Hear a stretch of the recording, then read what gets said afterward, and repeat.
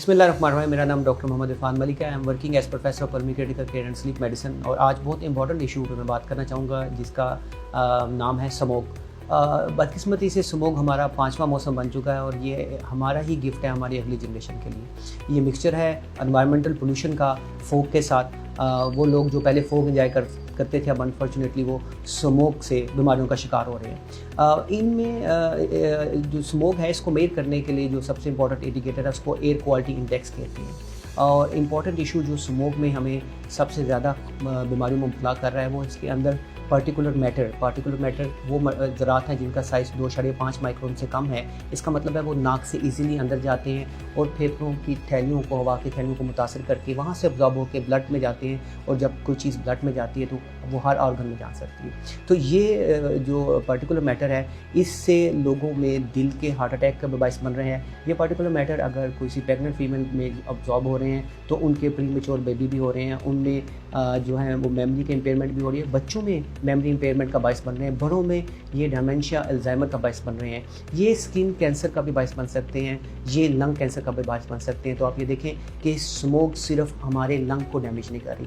वो लोग जो क़ुव्वत मुदाफ़ित कम करने वाली दवाई इस्तेमाल करते हैं, जिनको सांस, दिल या गुर्दों या जिगर का मसला है, प्रेग्नेंट फीमेल है और एक्सट्रीम एज है, ये वो ग्रुप है जिसको बड़ी एहतियात की ज़रूरत है।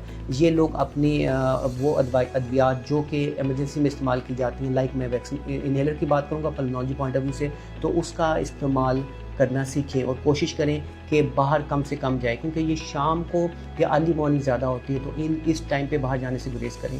अब हर किसी के पास मोबाइल अवेलेबल है, वो बाहर जाने से पहले एयर क्वालिटी इंडेक्स को ज़रूर देखें और अगर एयर क्वालिटी इंडेक्स ज़्यादा है तो कोशिश करें बाहर ना जाए।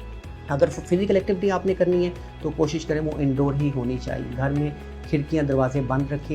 एयर प्योरीफायर कॉस्टली है लेकिन इंडोर प्लांट्स जिसमें rubber plant, money plant, snake plant हैं, ये भी एयर प्योरीफायर का रोल प्ले करते हैं। ये आपके घर में होना चाहिए। कोशिश करें कि गाड़ियों का इस्तेमाल कम से कम करें और बाहर अगर जाना बहुत ज़रूरी है तो मास्क का इस्तेमाल करें।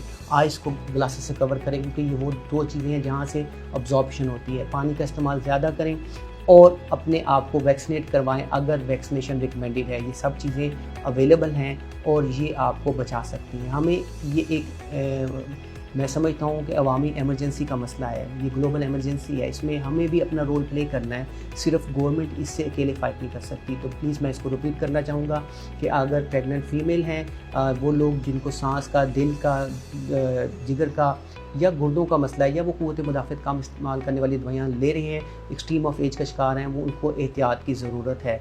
एहतियात के साथ balance diet, physical activity and good sleep के साथ हम अपना भी ख्याल रख सकते हैं और लोगों को भी इससे बचा सकते हैं। Thank you so much.